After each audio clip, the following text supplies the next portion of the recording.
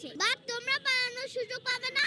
তোমরা সতর্ক হয়ে যাও। তোমরা অন্তর্বর্তী সরকার সোমবার বাংলাদেশ আওয়ামী লীগ এবং এর সব অঙ্গ সংগঠন, সহযোগী সংগঠন ও ভাতৃপ্রতিম সংগঠনের যাবতীয় কার্যক্রম নিষিদ্ধ করে প্রজ্ঞাপন জারি করেছে। এই সিদ্ধান্ত নেওয়া হয়েছে সন্ত্রাস বিরোধী অধ্যাদেশ 2025 অনুযায়ী। প্রজ্ঞাপনে বলা হয়, আন্তর্জাতিক অপরাধ ট্রাইব্যুনালে বিচার কার্য সম্পন্ন না হওয়া পর্যন্ত দলটির নেতাকর্মীদের যে কোনো ধরনের প্রকাশনা, প্রচার, সভা সমাবেশ, মিছিল ও অনলাইন কার্যক্রম নিষিদ্ধ থাকবে।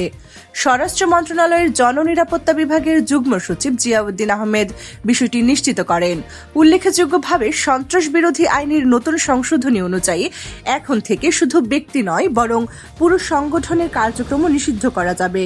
সত্তা শব্দটি দিয়ে আইনি, বাণিজ্যিক বা অবাণিজ্যিক যে কোনো সংগঠনকে বোঝানো হয়েছে। এর আগে শনিবার প্রধান উপদেষ্টা অধ্যাপক মোহাম্মদ ইউনূসের সভাপতিত্বে উপদেষ্টা পরিষদের বৈঠকে 3টি গুরুত্বপূর্ণ সিদ্ধান্ত হয়।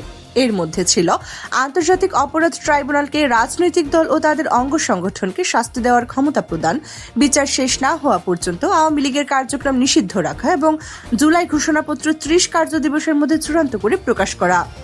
এই সিদ্ধান্তগুলোর ভিত্তিতেই আজকের প্রজ্ঞাপন জারি করা হয়েছে।